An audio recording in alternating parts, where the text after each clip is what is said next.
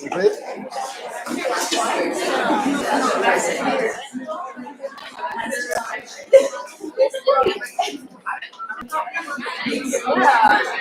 not B'nai anymore? We're not B'nai anymore? I was looking forward to the next episode. Yeah, next week. Okay. Yeah.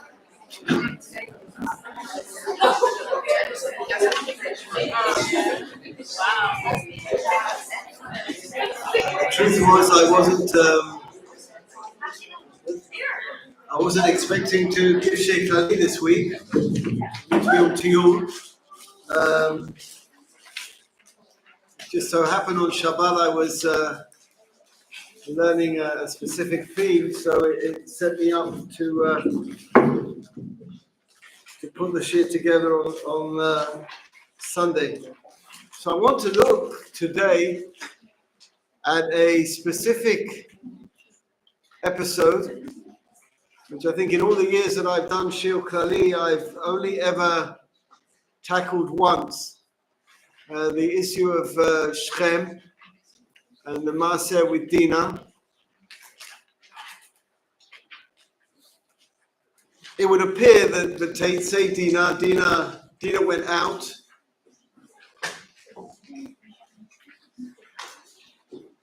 And she was taken. And after she was taken, the man who took her wanted to marry her. And Shimon and Levi proposed an idea that the whole town would do Brit Milah. Whether they believe that the whole town would actually do this or not is a different question altogether. But the father and son were able to convince the whole town to do Brit Milah. And then we're told that on the third day of the Brit Milah, Shimon and Levi went through town and killed everyone. The reaction of Yaakov is seen in two different places. It is seen immediately after, and it is seen at the end of Sefer Bereshit when Yaakov is giving out brachot. And we're trying to understand exactly how we are to view the actions of Shimon and Levi, what they did. And there was clearly another battle afterwards, because Yaakov speaks about conquering Shechem b'charbi or b'kashti, that he conquered Shechem, and not Shimon and Levi. So there must have been a consequent battle that took place. I want in this first essay that Rav Amnon Bazak, I've edited it slightly, but in this essay he's going to compare the Maaseh b'Shechem to two other Maasim, to two other issues in Tanakh. One is Amnon and Tamar, and the other is the issues of Ir HaNidachat. And from both comparisons, Shimon and Levi come out bad. They don't come out looking particularly good. But then I want to take it a step further and have a look at Rabbi Hirsch, have a look at the Maharal, and then Reb Chaim Ibris. And obviously, I want to compare it to Inyana Duyoma, issues that we have been dealing with here. So he says, "B'maaseh shelefanenu ein Shimon v'Levi ne'enashim." Shimon and Levi, they kill everyone in the town. Now remember, only two people are involved, but they're not punished. And even though Yaakov isn't so happy with what they did,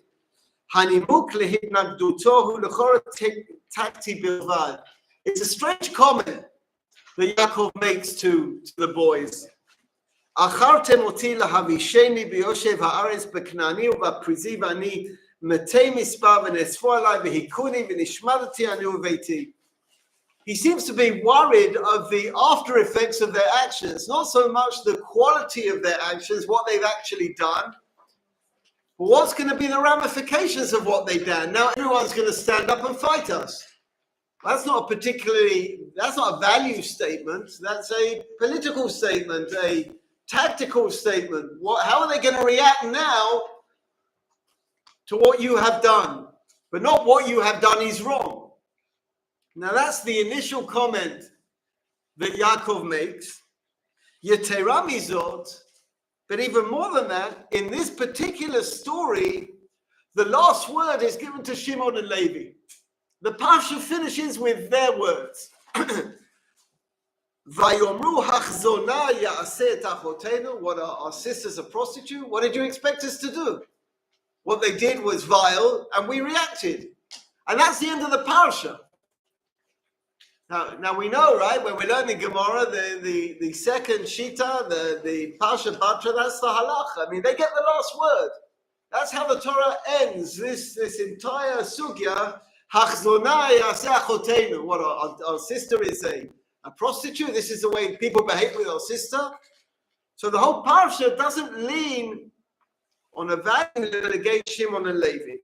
Omnam, however, בפרידתו מפניו יעקב מטיח בשמעון ובלוי דברים חריפים הרבה יותר. When Yaakov's parting words to Shimon and Levi at the end in Parshat Vayechi are far more strict. שאינם נוגעים רק לסכנה. He's not just talking about a tactical problem. שמעון ולוי אחים כלי חמאס מחירותיהם Bistom al tavo nafshi bikalam besodam al tavo nafshi. I don't want to be involved in their secrets. I don't want to be involved in their congregation. Ki ba'apam guish, because they killed people with anger. Uvirsonam ikru shor. Rashi says that's alluding to what they did to Yosef. Because ikru shor, Yosef is Shor is known as Shor, that's a symbol of Yosef, and they tried to uproot Yosef, and Rashi explains in the Parsha of Yosef that the only people who could have been involved in trying to kill him were Shimon and Levi, because of the later reactions of Reuven and Yehuda and the hierarchy of the family. Apam, their anger should be cursed.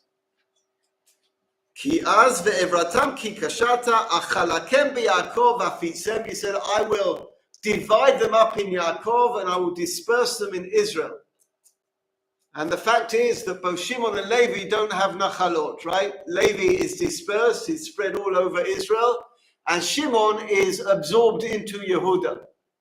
So the final words of Yaakov seem to be an absolute critique of Shimon and Levi. But we have two different statements made by Yaakov. What is the critique of Shimon? What is the real critique of Shimon and Levi? Is it a value statement or is it a practical statement?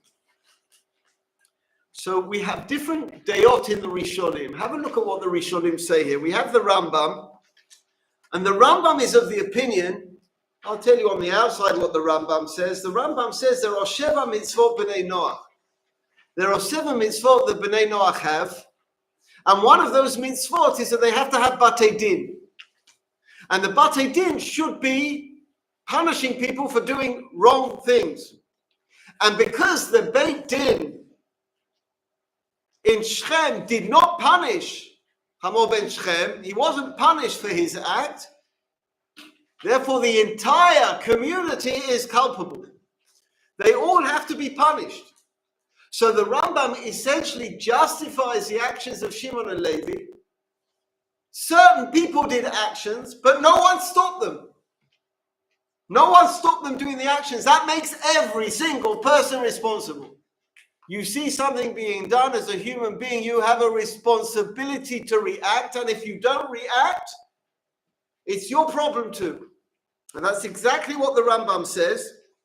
חייבים להושיב דיינים ושופטים בכל פלח ופלח לדון בשש מצוות אלו להזהיר את העם ובנוח שעבר על אחת משבע מצוות אלו יהרג בסייף, has to be killed.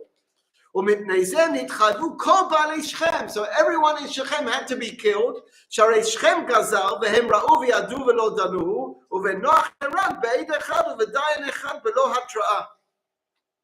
This is a Pandora's box, and the Maharal will relate to it a bit later on.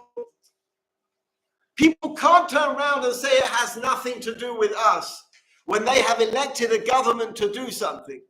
They cannot say we're being punished as innocent people when they have stood by and watched a government develop in the way it's developed and not done anything about it.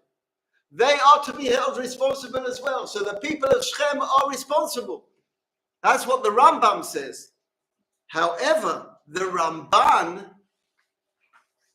absolutely disagrees with the Rambam. I do not think that the Rambam's comment is correct.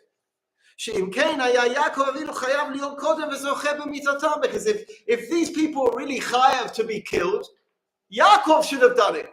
Why did he wait for Shimon and Levi to do it? Why did they do it in a tricky way?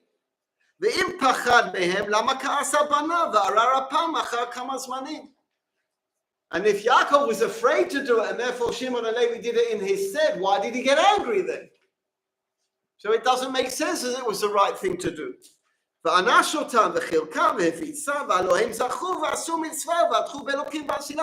according to the Rambam what they were doing was correct, they did the right thing. Why should they be punished? Next line, כי בני יעקב בעבור שהיו אנשי שכם רשעים ודמם חשוב להם כמים, רצו לנקם מהם בחרב נוקמת, והרגו המלך וכל אנשי עירו. ויעקב אמר להם בכאן כי הביאו בסכנה, and Yaakov was upset that they endangered him, שנאמר ואכלתם אותי להבישני, and there ערר אפם כי עשו חמס לאנשי העיר. As far as the Ramban is concerned, they shouldn't have acted that way to the rest of the people. Have a machloket rishonim here of what was done. Was it correct? Are the people responsible? Are the people not responsible? What about as we have heard time again from the world, the chafim mi pesha, the innocent? Why should they be punished? So the Rambam says they should be punished because they elected the government, and it's in their hands to choose the government. And the Ramban says, no, this is a specific issue to do with the king and his son, and leave everyone else alone. He does something extraordinary here, Rabbi Bazak. He compares this to, and at first when I saw the comparison, I thought, why are you comparing it to this? What's one got to do with the other? But there is some incredibly interesting comparisons. In order to do this, I need to just remind you of the story of Amnon and Tamar. This isn't Yehuda and Tamar, which happens in Parashat Vayishlach. It's Amnon and Tamar, which happens in Shmuel Bet Yud Gimel. And the story of Amnon and Tamar is that David has a number of different children through different people. Amnon is one of David HaMelech's children, and he falls in love with Tamar. You might have learned this in Scandals in Frisch. I don't know. Amnon the Tamar. I don't know. Yeah, you probably did it. Amnon the Tamar. Correct, right? So Amnon pretends that he's sick, and he asks his father David. This is after Bathsheba, okay, which has a lot to do with the story, but we're not learning that story. And he asked David to send Tamar with food to feed him because he's ill. So David is very naive to the situation, and he sends Tamar to give food to Amnon. Whereupon Amnon tells everyone to leave the room, and he rapes Tamar. And after he rapes her, he throws her out. She has ripped clothes and she's thrown out. And as a consequence of what, there's no such word as consequence, let's say that again. As a consequence of the actions of Amnon, his brother Avshalom will kill him. Now, Rabbi Bazak does the most incredible parallel between the two. And Shimon and Levi don't come out too well. See what he does. It's really quite remarkable. Instead of looking at the Rishonim, let's look at a different parsha and see how the text relates to such a thing. תחילה נבחן את מעשהו של שכם מתוך הקבלה לפרשה אחרת במקרא. I want to compare the parsha of Shechem and parallel it to the parsha of Amnon and Tamar. שיש לה זיקה ישירה לפרשתנו, הלא היא סיפור אמנון ותמר. בין שני הסיפורים יש קשרים רבים. Now see what he does. The number one, there's a textual parallel. It says in the Sipur in Bereshit, our Sipur, it says, Vayishkav ota v'ya'aneha, he lay with her and he afflicted her, which would imply rape. And the pasuk in Shmuel Bet regarding Tamar says, V'ya'aneha v'yishkav ota.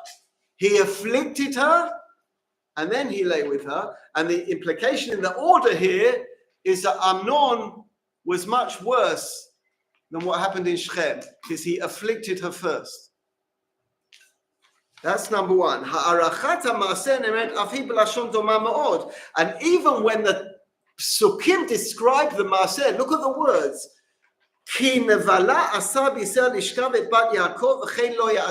It is a nevala, it's a terrible thing to behave this way to a bat Yaakov. What does it say in Shmuel Bet? Ki lo yaseh ken Yisrael al ta'aseh et hanevala hazot. The same words are used in both episodes. Over the page.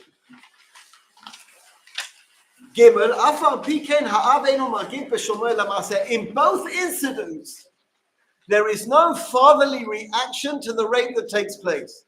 In the incident in our Parsha, Yaakov doesn't react at all. He only reacts after Shimon and Levi did something. In fact, one could argue they only did something because he didn't react. What happens in the story of Amnon and Tamar? Not a word from David. David says nothing. And Avshalom reacts because David says nothing. It's quite an incredible parallel. Yaakov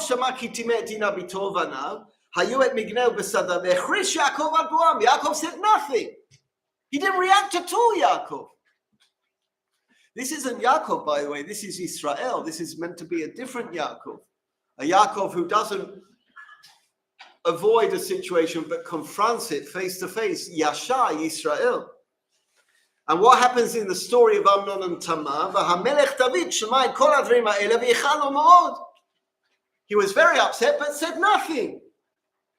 Now it's clear why David said nothing, right? Because there had just been a scandal with Bathsheba. What's he going to say? But in both occasions, the brother of the girl react. Shimon and Levi and Avshalom. So what happens in our parsha?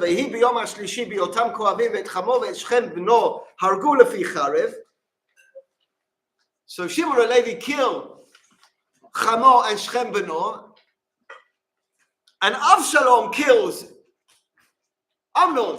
What's the difference? Avshalom only kills Amnon. He doesn't kill anyone else. Now, if you look at the story in Shmuel Bet, you will see something extraordinary, because the rumor that comes back to David is that Avshalom killed everyone. But then Yonadav points out to David that's not what happened. He only killed Amnon. He didn't kill anyone else. Whereas in the story, in our story, Shimon and Levi kill everyone else. So have a look. We have two major differences between the story of Shimon and Levi and the story of Avshalom, which are Reshit HaHevdel shebein Shechem levein Amnon. In the case of Shechem and Amnon, Shechem behaves correctly in the aftermath. What does that mean? What do I mean correctly? He offers to marry her. He wants to marry Dinah. He'll do anything to marry Dinah. So that reminds us of a different halacha that comes up in the Torah. Aval sideh dvarim hayafuch. Al Shechem ne'emar lacha ma'aseh v'yehav et hanara v'yidaber lev hanara. Shechem, after he does what he does, falls in love with Dinah. By Amnon and Tamar, that's not what happens. Amnon does what he does and he throws Tamar out the house. So b'diavad, and obviously b'diavad, Shechem behaves in the proper way. He takes Dinah in. Amnon throws Dinah out. And she begs him not to throw him out. She begs him, don't throw me out. Shechem will do anything that he wants, anything you want to marry the girl. I love the girl, I want to marry the girl.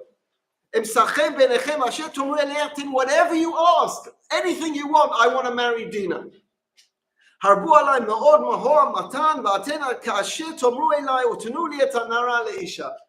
Whatever you want, just give me her as a wife. And that actually is the halakhic requirement. If someone rapes someone, then they have to take them for a wife. Whether that actually happens before is something else. But Shechem, even though he acted badly to start with, terribly, he wants to make up for his actions. בני יעקב גיבשו את תגובתם לאחר ששכם כבר פנה למשפחתם ועשה בקשתו. Shimon and Levi react the way they react, and they decide to kill Shechem, his father, and the entire city. But Shechem essentially did half as bad as what Amnon did. Amnon took Tamar and then threw her out. Above and beyond the initial action was the disgrace and the devastation of throwing her out. He didn't do what he should have done, having done the act. He didn't do that. He threw the woman out to the dogs, right? She lived in disgrace for the rest of her life. She had to be taken in by Avshalom, adopted her, and she went into his house, but she never married. So we have two very interesting differences in the story. In the story of Shechem, so he does an action and tries to make good for the action, and his entire village is wiped out. In the story of Amnon and Tamar, Amnon does wrong,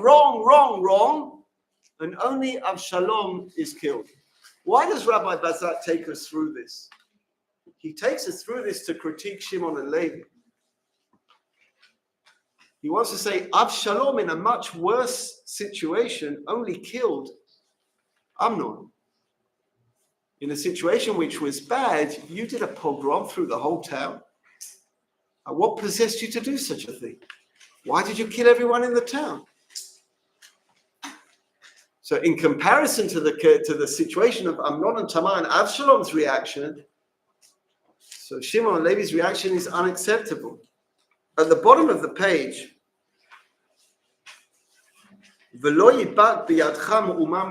this is a much greater critique. There is another situation in the Torah where an entire village can be destroyed.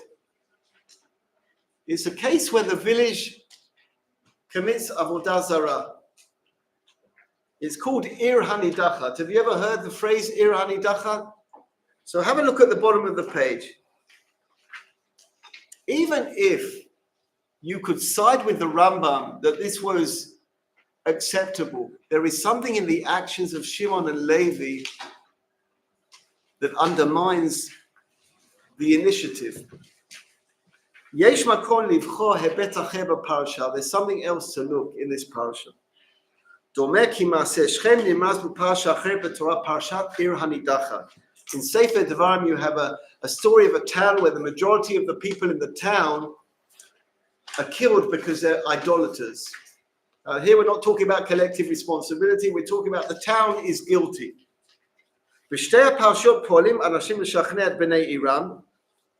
And on both occasions, there is a need here to try and convince the people to do or not to do.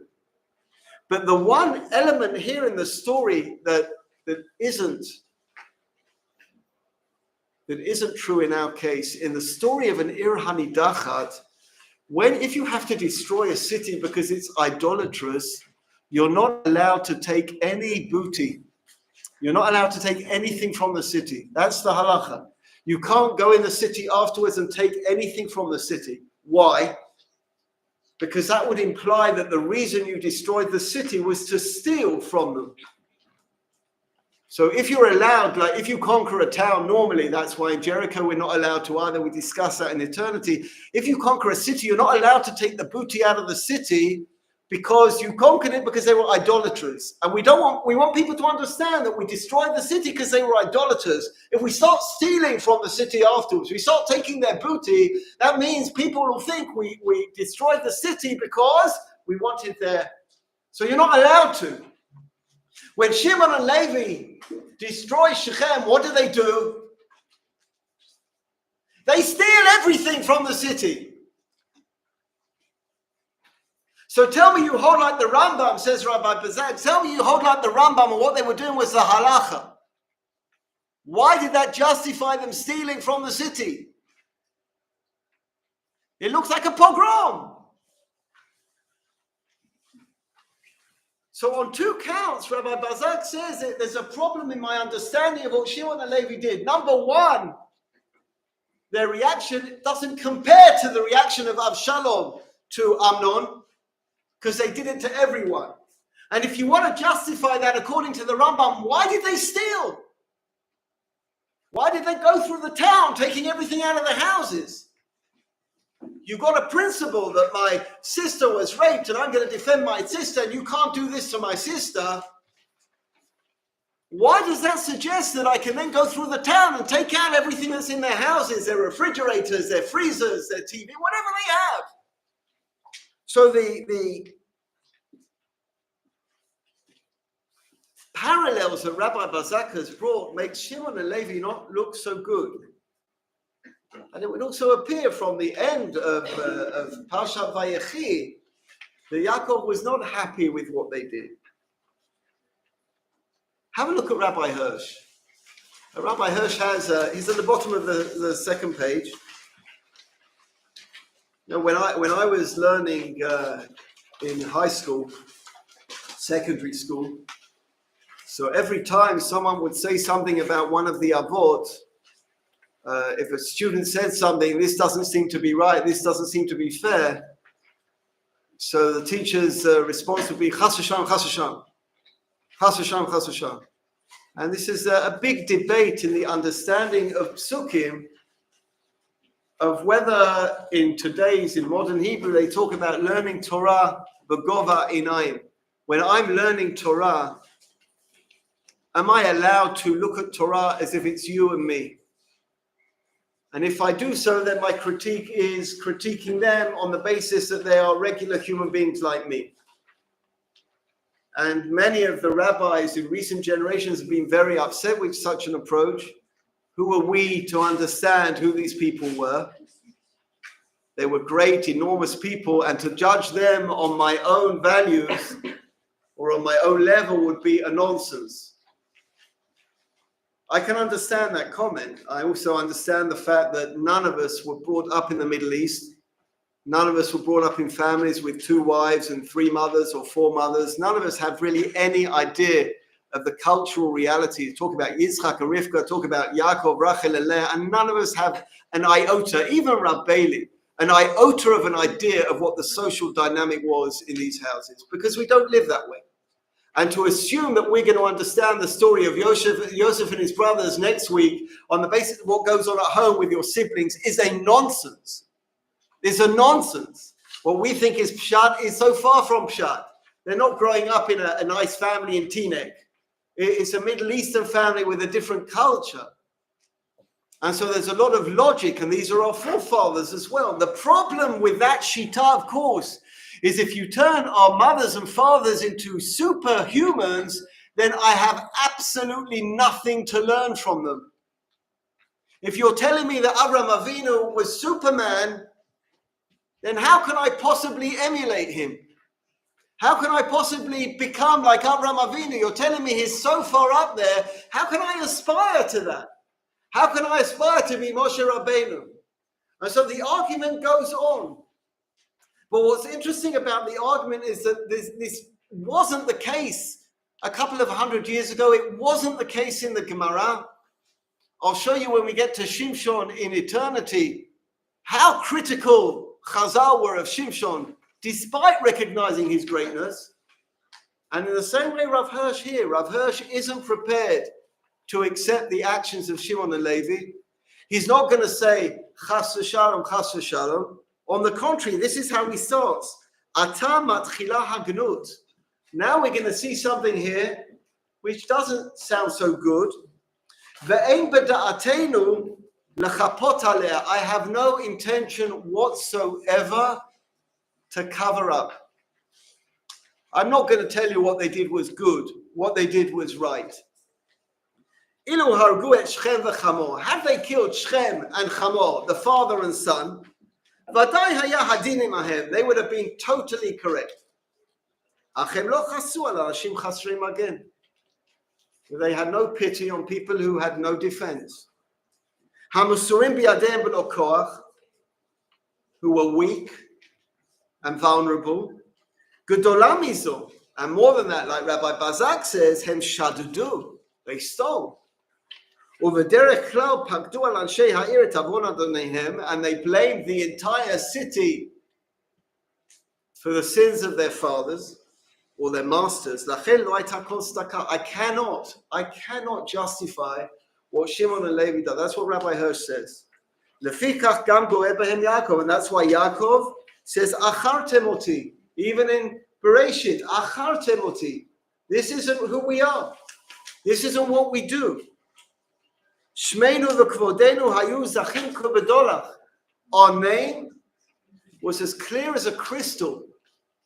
V'atem achartem otam. And you have dirtied our name.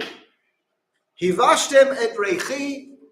You have made sour my smell. Gam bein ha'knani v'aprizi. Amongst other people, Rav Hirsch's understanding, he's not worried about a war. He's worried about reputation. We're Am Hashem. We have a reputation. We have a standard. How can I look people in the eye if this is the way you behave? Lo nahagtem b'chokhmah. You didn't act with wisdom. Hein ma'atim anachnu, and so on and so forth. But tshuvatam ha'yechidah, their only response is hachzona. Can our sister be a prostitute? You can just take a woman from Israel and do this. And here Rabbi Hirsch doesn't justify their actions, but his words are interesting. Would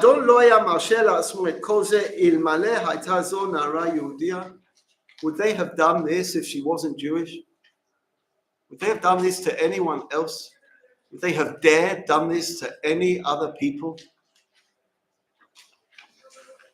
As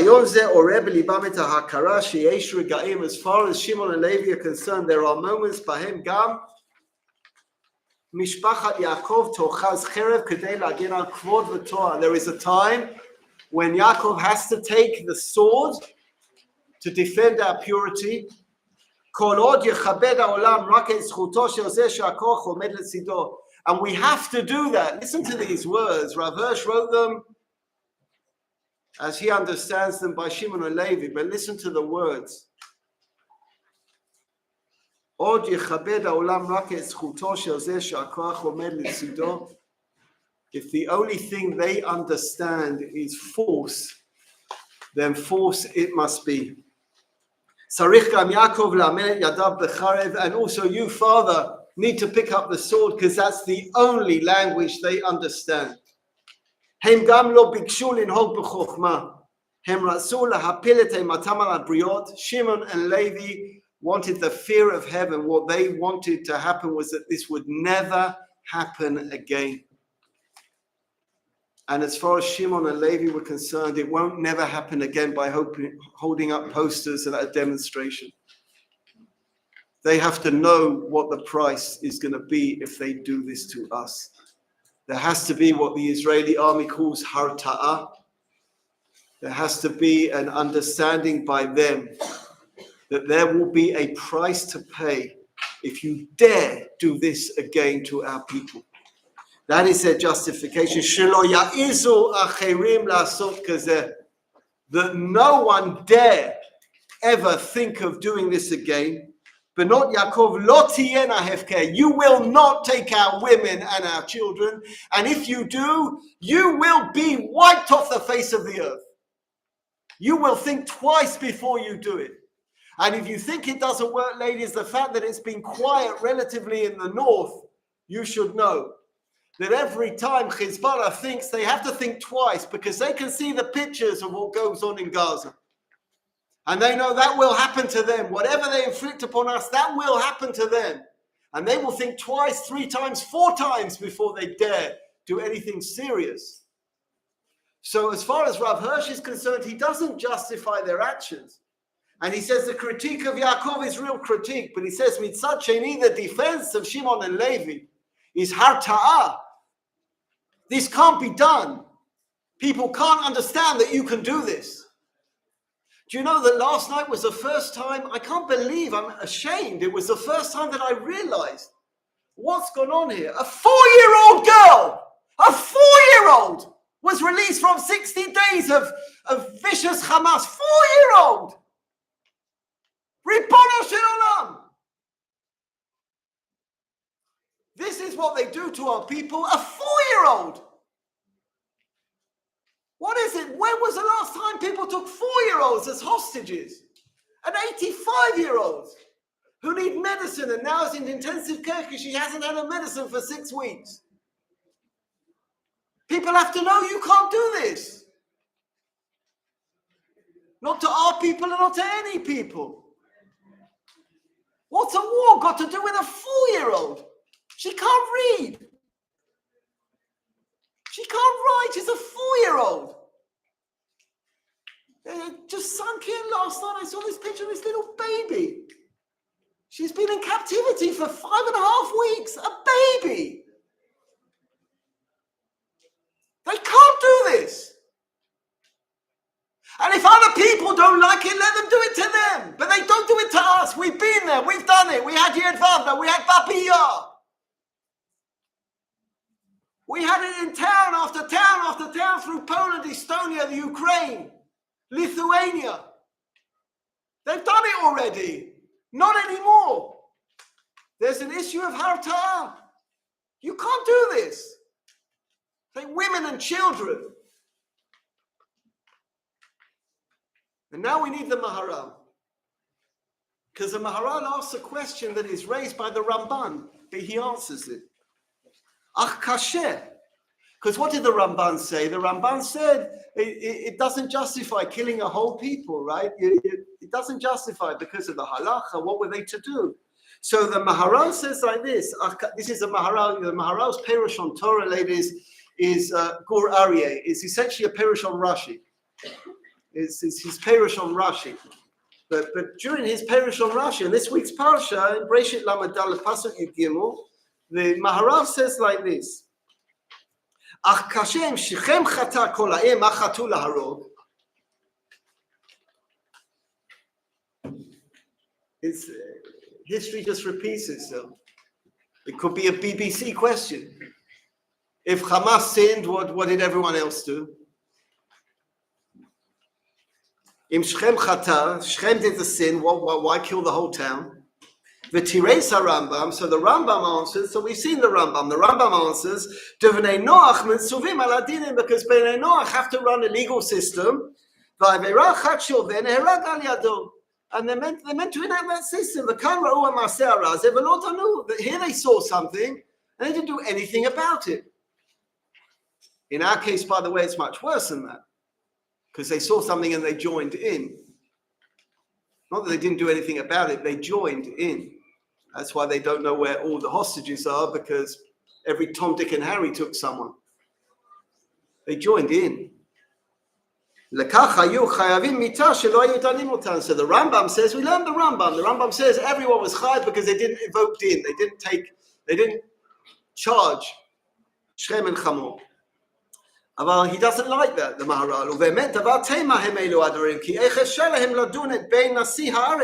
How could they possibly do that? And this Maharal is like, wow. It's like reading a newspaper. What we meant to do. How are we meant to judge the king and his son? And that's what people say, right? How can we judge Hamas? I mean, we can't do anything with Hamas. They terrorize us, right? They terrorize you. It's exactly the same time, and that's what the Maharal says. They scared of them. I'm going to tell a Hamas guy with a gun to stop it. Stop it. You shouldn't do it. Please don't do it. He'll just shoot me. I mean, they shot Arabs on that day as well. They shot everyone. The Afal Gavshin needs to boil Adilim, I know Shichlula doing. So I don't like the Rambam's answer, because even though the Goyim have a commandment to evoke din on people, only if they can, only if they have the ability to legally do it. How could the people come and claim against Shechem and Chamor, you're doing bad stuff? How could they do that? They'd just have them shot, they'd have them killed. Aval ones rachmana patre, so they were forced into a situation, they're pato. I don't like the Rambam's reasoning. But I agree with the Rambam. Why do I agree with the Rambam, says the Maharal? משום דלא דמי שני אומות כגון בני ישראל וכנענים שהם שני אומות כדכתיב והיינו לעם אחד ומתחילה לא נחשבו לעם אחד לפיכך הותר להם ללחום כדין אומה שבא ללחום על אומה אחרת. In their actions they declared war, and in war you are allowed to fight a people. There is no such reality in war where you can differentiate between the people you are fighting. It's interesting the Maharal says that, but we know that to be true. We know that America didn't differentiate when she bombed Nagasaki and Hiroshima. On the contrary, there were very few soldiers in Hiroshima and Nagasaki when the American army dropped the bomb. And when Britain dropped the bomb in Dresden and killed thousands of people, there weren't many SS there. But war is war. That's what the Maharal says. War is war. They declared war in what they did, and war is war. That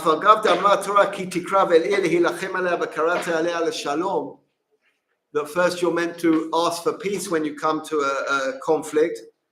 That's only when they didn't do something, but when they did such a thing to Am Yisrael and they took a daughter of Am Yisrael, and this is what they did to her. אבל היכד עשו לישראל דבר כגון זה שפרסו בהם לעשות להם נבלה, אף אגב דלא עשה רק אחד מהם, כיוון דבכלל העם הוא, כיוון שפרסו להם תחילה מותרם לכך נקמתם מהם. So the Maharal says, no, this is just a war. This is what happens in war. They attacked Am Yisrael, they did a nevela in Am Yisrael, so we're allowed to react. But not because of what the Rambam says, but because it's war. And in war, everyone's part of the war. I mean, they think that, right? They send missiles to Tel Aviv, to Rishon. They send them everywhere. They're not even looking where they're sending their missiles. They're not looking to where soldiers are. They're not aiming. Whoever they hit is good. What we see here, ladies, is a remarkable discussion. And you can see it can go either way. You can see the derech of Rav Amnon Bazak using support from the Tanakh. You can see the words of the Maharal and the half justification of Rav Hirsch. But I can't help but, the purpose of learning Torah is for it to mean something in my life. Gaza is the most densely populated area in the world. It's an impossible place to fight.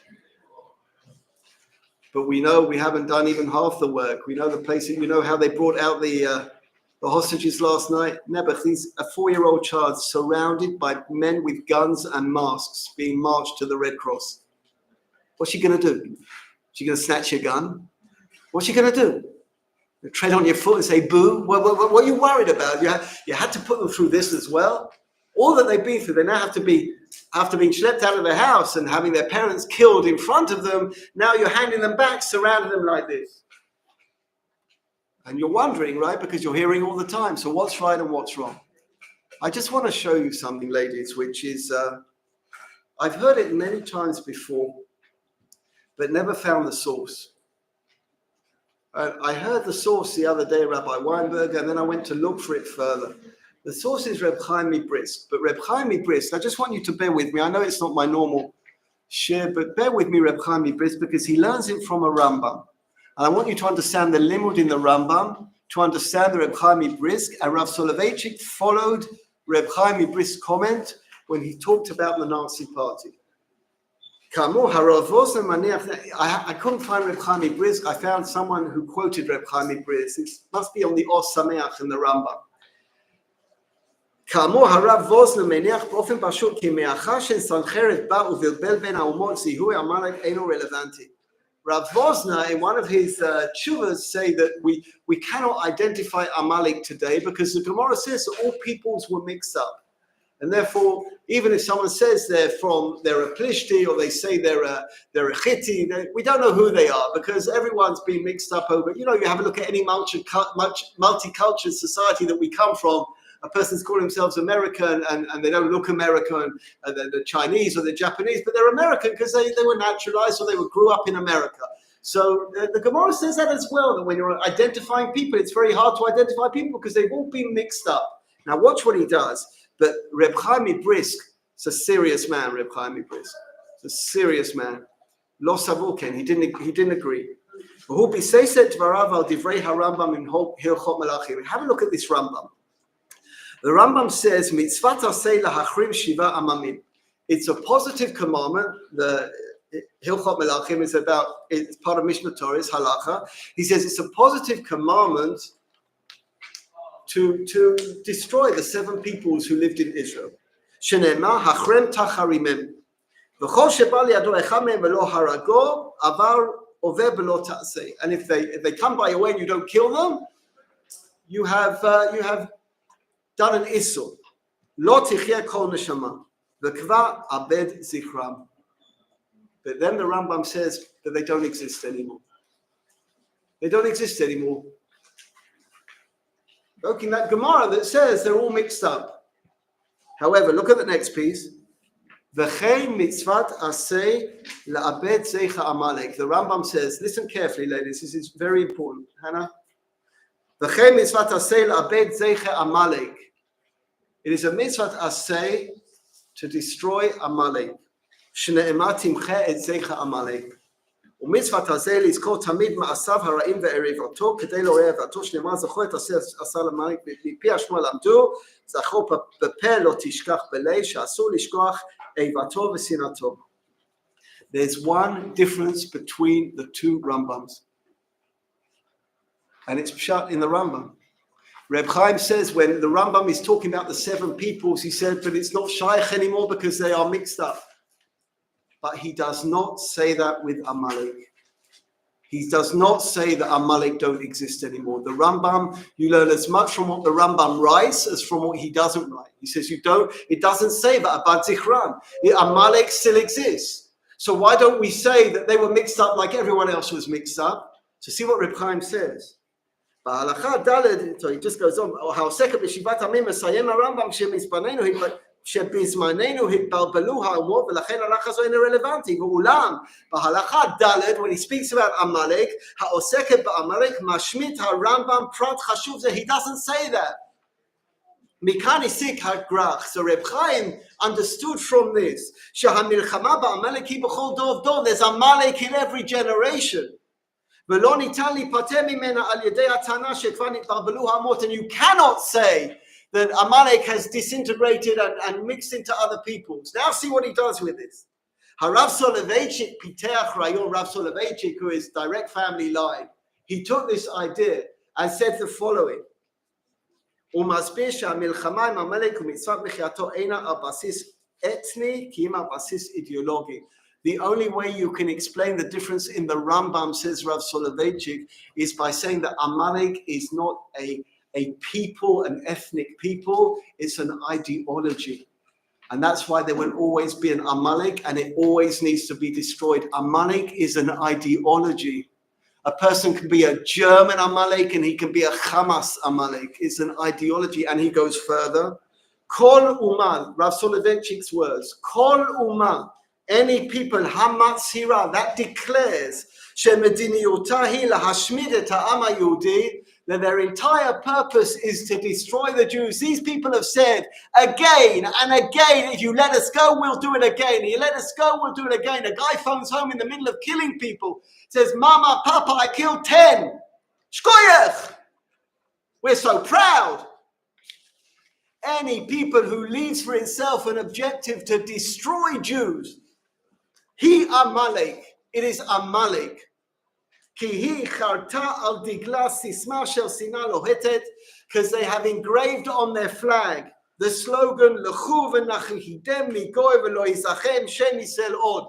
that we will destroy them, we will wipe them off the face of the earth, and their name will never be remembered. This is evil. עקשנית שבה אנו מצווים להילחם, and therefore we will fight it to the end at all costs. This is Amalek. ואשר לה נשבע הקדוש ברוך הוא בכבודו ועצמו איבה נצחית ומשום כך היא מצוות עשה מן התורה. Says Rav Soloveitchik, it's a mitzvah asay min haTorah. Zachor et asher asa lecha Amalek lo tishkach. B'dorenu anu harei ein safek. Rav Soloveitchik finishes his words. Shehitler v'Stalin hayu galmut ne'emana shel Amalek. That Hitler and Stalin were the body reflection of Amalek, and therefore the fight against Nazism, Stalinism, is a fight against Amalek. And when everything is said and done, we don't have to change anything except for what the people themselves say. That given the chance and given a gun, they would do it again and again and again and again until there is not one of us left. They have proudly declared themselves as Amalek, and therefore, in truth, there is no comparison between what has been happening here and now to the story in the Parsha. When you look at the story in the Parsha, it appears to be a similar situation, guilty people, innocent people. It is Amalek. Do you know one of the reasons that we couldn't identify bodies? Because they booby-trapped bodies. So when we would go to pick up bodies to just bury them, we would be blown to pieces. So they had to send dogs to sniff out bodies and then check the bodies weren't mined. Because just to get one more, to kill one more. That's who we're facing. And when you're facing someone whose entire being is to destroy, then you have no choice but to fight. And so even though some people might want to look and say, well, how can it be? Just fight Hamas, even though you can, I suppose you can invoke the Maharal and you say, it's a war, there's nothing you can do about it. You don't even need to go there.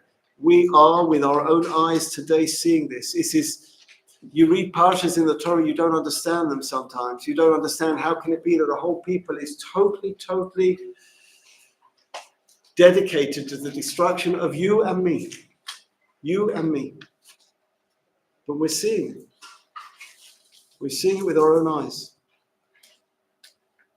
Milchemet Amalek. We are faced with a Milchemet Amalek. We have no choice but to fight war with war.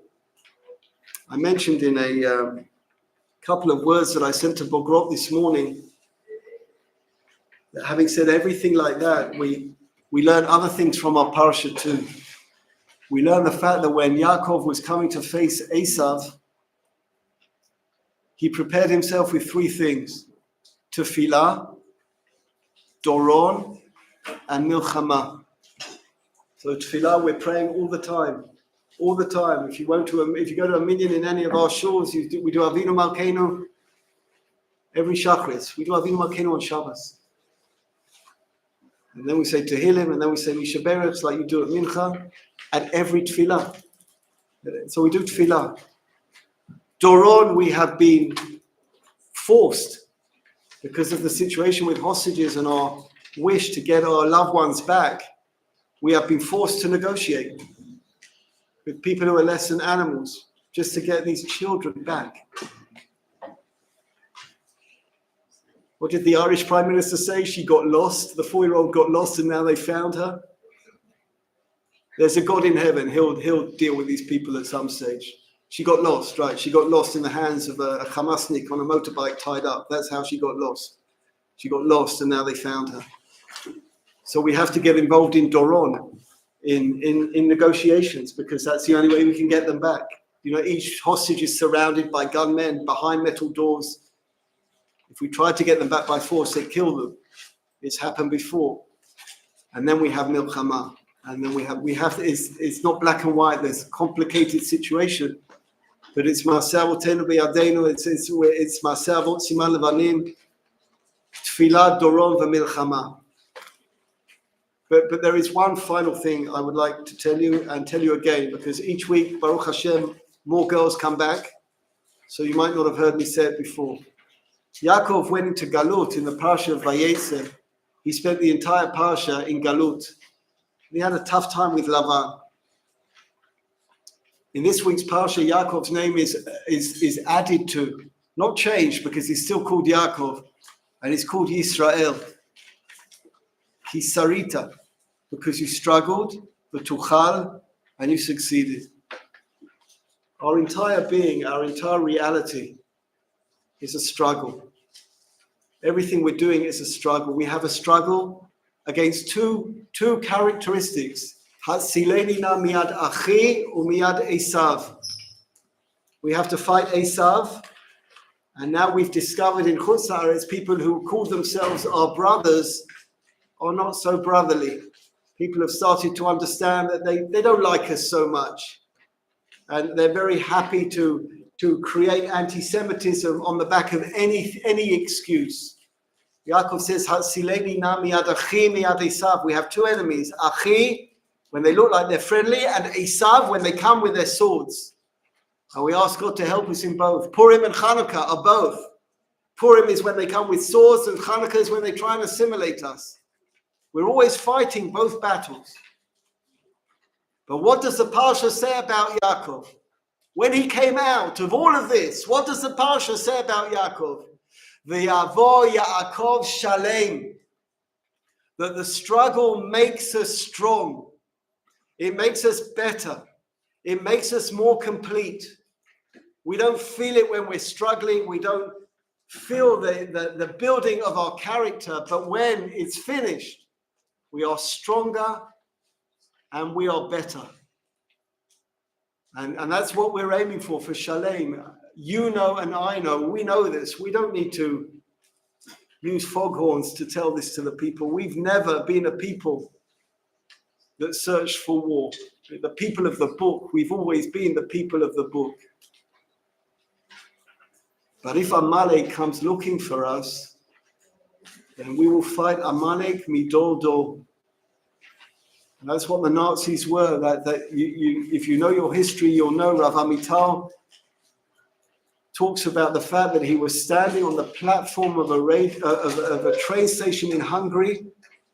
They are soldiers with no trains. They had no trains for the soldiers because the trains were full of Jews going to Auschwitz. When the Germans had to choose between fighting the Russians or kill Jews. That's what it was, kill Jews. Amalek. And we are seeing Amalek with our own eyes. The Torah doesn't become antique. The Torah is just mechadesh lanu miyom liyom. So we should be zocher to matzliach in being here, in being in Eretz Yisrael, and doing what we want to do in our country and in our homeland. And we will defeat Amalek ultimately. Be'ezrat Hashem. Guys, on your way out, we're asking you today out names people for the students. Just come over to me afterwards and tell me.